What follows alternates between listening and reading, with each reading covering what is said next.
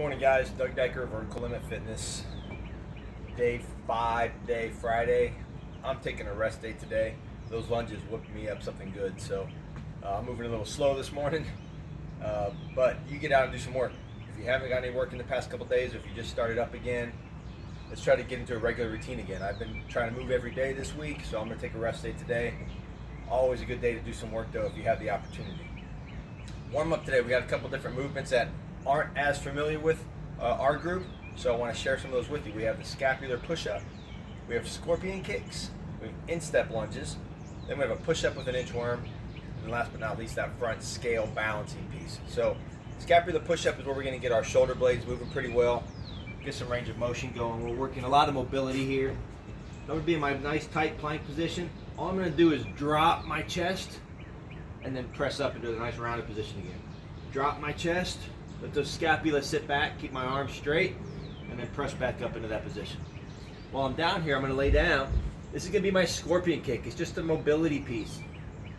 Hands out to your side. You're going to take one leg up and over, and bring it around. I hit my bench, and then we're going to come back around. That's the scorpion kick. As you can tell, I'm outside today.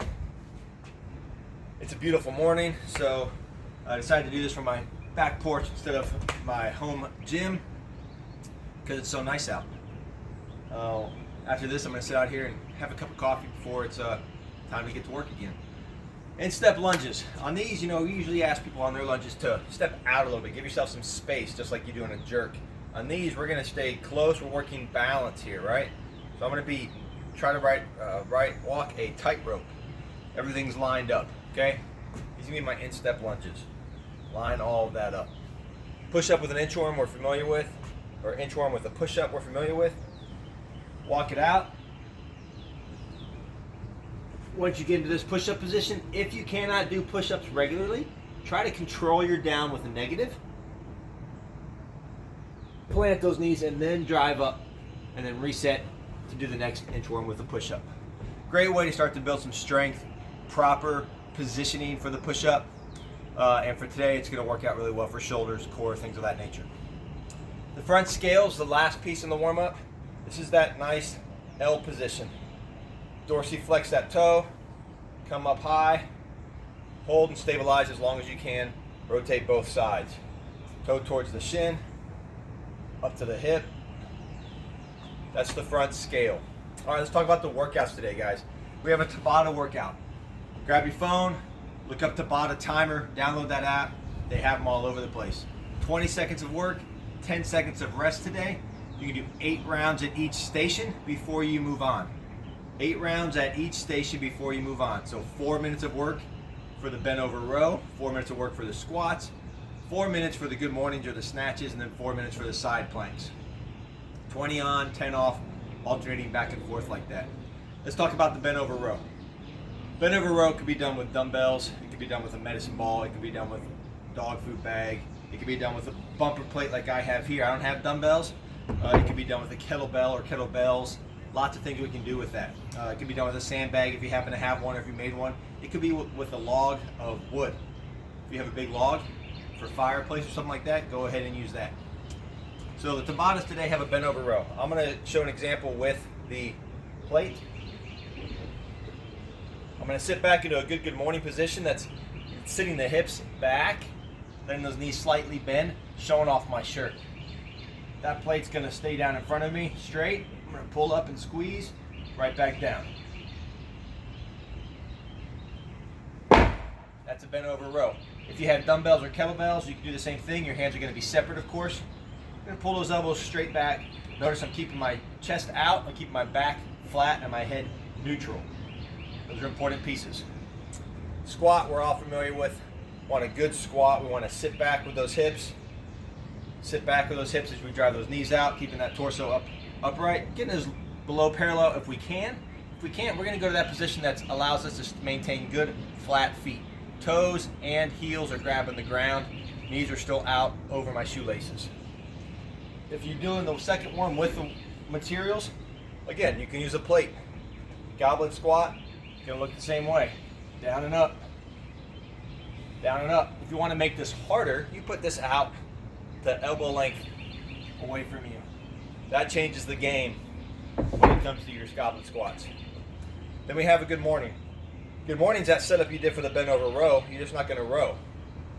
So I'm going to hold this like so. Put it right here. Sit those hips back and stand. If you don't have a plate, you can use a dumbbell. You can use kettlebells. Again, you're going to put those by your side. Sit those hips back and stand. If you have a band or an assistance band, you can put that around your shoulders. Step on it for some more resistance. Another great tool to use. Key to the good morning is this. Make sure you really sit those hips back hard and you allow those knees to slightly bend. I don't want to be so stiff-legged that I end up rounding out my back. You want to sit back hard, show off your shirt, let those knees slightly bend. You're going to get a good stretch in the back of the legs going into the low back. Great movement. Good for warm-ups, also really good for strengthening positions for squats, front squats, back squats, deadlifts. Great tool to use for that also. Last but not least, we have side plank hip dips. These are new. These are kind of funky. You're going to be in our side plank. Up right here, you're going to drop that oblique down and then drive up. Drop that oblique down and then drive up. Those get you going, especially if you're already sore from doing lunges, but they're going to be a good movement. You're going to get a lot of core work today, a lot of leg work today, some good range of motion. One I did forget to talk about, in place of the good mornings, if you're doing the workout with items and you don't have, or you do have a dumbbell, you're going to do dumbbell snatches. If you don't have a dumbbell snatch and you have a plate, we're going to do a bumper plate. We're just going to go ground to overhead. The bumper plate's going to touch the ground. I'm basically in a good morning setup. All these movements are tying together, right? So take that bumper plate from ground, take it up, straight overhead, right back down.